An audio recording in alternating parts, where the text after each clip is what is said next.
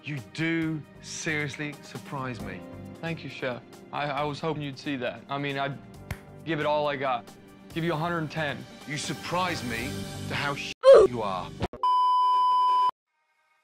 Ya, 2 ronde pertama F1 2025 sudah kelar dan adalah yang kita bisa bahas dari 2 ronde tersebut. Nah, salah satunya dan yang jelas paling dibicarakan saat ini ialah Liam Lawson. Yes, ekspektasi kita ke Liam musim ini emang rendah, tapi oh my god, ada apa ya dengan nih orang?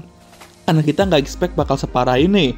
Nah, hari ini gue mau bahas ada apa dengan Liam Lawson dan mengapa hal ini bisa terjadi menurut opini gue.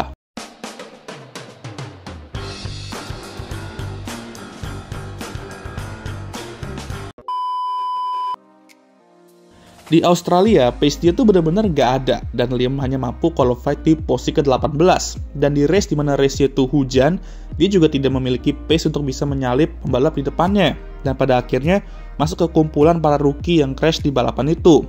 0 poin dan bukan debut yang bagus di tim kayak Red Bull. Namun kita bisa sedikit memaklumi karena ini merupakan pertama kali Liam ke Albert Park. Semua pembalap di grid 2025 dan masuk para rookie lainnya udah pernah mencicipi Albert Park ini. Dia belum, tapi itu hanya masalah kecil dari sekian banyaknya masalah dia dengan Red Bull itu sekarang. Nanti kita bahas, tapi kita lanjut dulu ke weekend Chinese Grand Prix kemarin, di mana dia secara mengejutkan qualified di posisi terakhir di sprint shootout. Waduh, makin kacau aja ya kan? Dan bener-bener shocking banget. Tapi ada tuh fans, "Alah, kita expect ini bakal terjadi, sok-sokan kaget aja lu bang," kata Buster Ceko. Ya, gue emang prediksi dia bakal kembali struggle, tapi jujur aja lah, nggak ada yang expect bakal separah ini ya kan? Jujur lah, kalian pasti nggak expect bakal separah ini ya kan? Di sprint race besoknya, dia berapa kali melakukan manuver agresif sampai front wing plate-nya sempat rusak karena berduel terlalu keras. Tapi ya, dia harus gitu kalau mau menyelamatkan masa depannya di Red Bull. Finish di posisi ke-14 dan memberikan sedikit harapan dengan pace tersebut. Tinggal lebih bersedikit lagi aja lah, dan tibalah qualifying di hari yang sama, malah qualified P20 lagi dia. Bisa gitu ya kan? Dan saat race ya terbantu sama diskualifikasi di depan dan dia finish di posisi ke-12. Udah diskualifikasi yang banyak, masih kira dapat poin juga ya kan?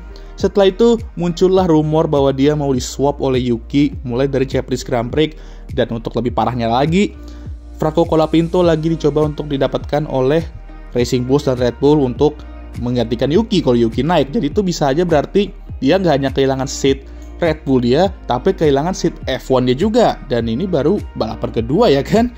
Tapi ini sesuai feeling gua. Kesabaran Red Bull sepertinya udah habis, tapi di balapan kedua gitu. Gila, terlalu awal cuy kata gua itu ya. Nah, sekarang kita ke masalahnya. Ada apa? Well, kalau menurut gua, ini opini gua ya. Bebas kalian mau setuju atau enggak. Tapi masalah Liam di 2 ronde pertama ini bukan sepenuhnya salah dia. Ini masalah besarnya mostly ada di RB21 tersebut. Nah, sebelum kita ke situ, kita coba melihat masa lalu, asik. Dan melihat korban-korban kursi kedua Red Bull itu sejak Danny Ric keluar di 2018.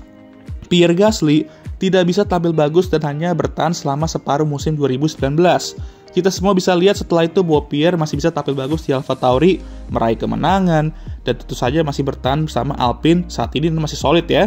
Alexander Albon yang menggantikan Pierre di 2019 dan mampu mengawali karir Red Bull dengan solid, tapi habis itu underperform di musim berikutnya dan hanya bertahan sampai akhir 2020. Kita bisa lihat setelah itu Alex masih bisa tampil solid di Williams sampai sekarang. Nah, Checo Perez, pembalap berpengalaman yang akhirnya mampu naik ke top tim setelah menghabiskan waktunya di mobil papan tengah dan menerima tantangan sebagai rekan tim Max di 2021. Dia keren nih, bertahan sampai 2024 dan ada momen-momen tingginya juga, namun berakhir dengan mengenaskan pada akhirnya. Liam Lawson baru 11 kali balapan dan naik ke Red Bull itu, dan baru 2 balapan dan bisa dibilang dia mengawali karir Red Bull-nya lebih buruk dibandingkan pembalap-pembalap yang gue sebut tadi. Tapi berdasarkan penelitian terdahulu yang gue sebut barusan, masalah Red Bull mengenai kursi kedua itu masih terus berlanjut di 2025, di mana mobil itu hanya bisa dikendarai oleh satu pembalap, yaitu Max Verstappen. Mereka menyeting dan membangun mobil itu dengan karakteristik yang Max suka. Pembalap kedua mereka harus mengikuti tersebut dan itu sangat amat tidak mudah. Ini seperti teori Marco 2019 ya, yang dimana lu harus ikutin Travis Style Max atau lu keluar. Ya, begitulah. Dan gue rekomen kalian dengerin podcast Alex Albon ini bersama High Performance ya, dimana dia mendeskripsikan pengalaman dia di kursi kedua Red Bull itu, dan hal ini mendukung opini gue tadi soal mobil Red Bull itu disesuaikan dengan driving style-nya Max. Nah masalahnya, jika Max sendiri tidak nyaman dengan mobilnya, maka jangan harap pembalap kedua itu, apalagi di tangan pembalap yang masih belum berpengalaman kayak Liam Lawson, itu bakal nyaman juga. Atau jangankan nyaman, udah kayak nyetir di tengah medan perang itu pasti rasanya. Jangan so iya deh. Dan ini juga jadi masalah.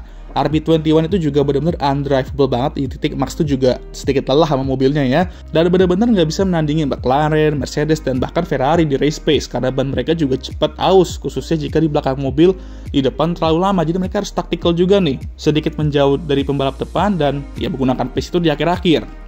Jadi kalau misalnya nyetir RB21 itu Yuki, Isaac, atau entahlah siapa, ada kemungkinan mereka bisa lebih baik dan begitu juga sebaliknya. Tapi perbedaannya juga gue rasa kecil aja. Dan kalau misalnya nggak bisa perform, nanti di drop lagi. Dan ya gitu aja terus sampai mampus ya kan. Jadi fenomena ini mengingatkan gue sama Honda di MotoGP, dimana motor itu terlalu disetel dan dibangun sesuai keinginannya Marc Marquez. Dan ketika Marc cedera, nggak ada yang bisa step up, dan kalau bisa pun nggak konsisten. Dan ketika Marc balik, motor itu udah ketinggalan dari tim lain, di titik dimana Marc tuh juga udah nggak bisa membantu dan akhirnya cabut. Nah ini bisa terjadi ke Red Bull dalam 1-2 tahun ke depan jika Max sudah tidak betah sama situasi Red Bull baik dalam internal tim ataupun kondisi mobil mereka nantinya. Dan sekarang kita balik ke Liam Lawson dan Red Bull. Gua tahu Mbak Helmut dan kawan-kawan udah mulai main ultimatum, entahlah itu 3 atau 5 balapan pertama atau setelah balapan ini, setelah ini ya justru ya mereka bakal menggantikan dia. Tapi seperti yang gue bilang di video gue sebelum-sebelumnya, sebelum musim 2025 dimulai, Red Bull udah meletakkan mereka di posisi yang gak enak ini, dimana mereka harus memilih antara Yuki atau Liam.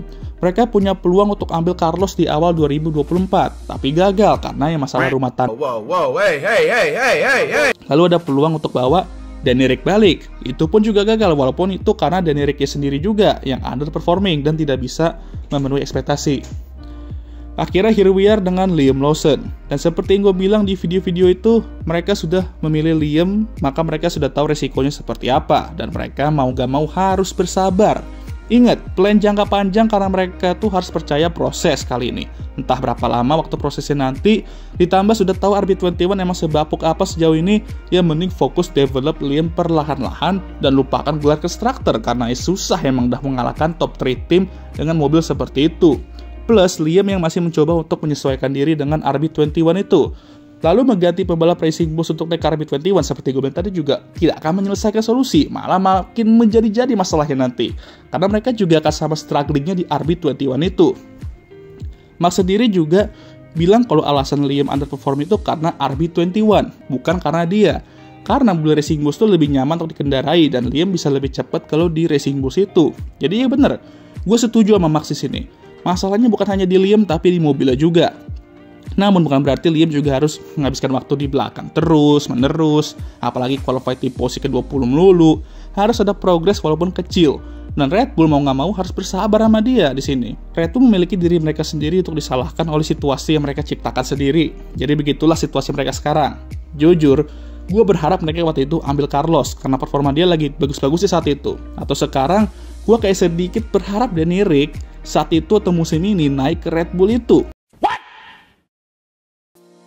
Gini, tentu Danny Ric saat itu underperforming, jelas. Tapi gue juga mikir mungkin dia bisa cocok sama driving style Max di Red Bull sekarang. Kalau misal underperform mungkin aja bisa lebih baik sedikit dari Liam, karena dia ada pengalaman itu, plus dia bisa digunakan ke jangka pendek saat ini. Dan satu-satunya pembalap bisa menantang Max selama mereka jadi rekan tim di masa lalu.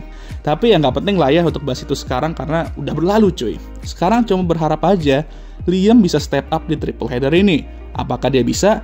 Yes, namun bisa juga enggak. Gue yakin haters sih maunya nggak bisa ya. Dan sepertinya mereka akan senang mendengar rumor-rumor yang beredar ini. Tapi gue bukan haters. Gue mau lihat pembalap sukses dan membuktikan orang salah. Gue tahu talenta Liam Lawson dan semoga dia bisa menemukan pace yang dia sembunyikan, cuma lupa disembunyiin di mana itu. Oke lah, sekian video kali ini. Gimana menurut kalian? Jangan lupa like, subscribe agar gue bisa menyelesaikan road to 10k subs ini sebelum akhir tahun, dan share video ini, dan jangan lupa juga untuk menyalakan lonceng notifikasi agar kalian semua tahu ketika gue ngupload video baru. Jangan lupa juga untuk follow Instagram gue Ya BTW ini gue rekam pagi-pagi, persis di hari Senin ini. Jadi maaf kalau gue belum terlalu bersemangat, masih rada ngantuk. Ya wes lah, seperti biasa video ini akan tutup oleh I'm Emma Watson, thank you for watching.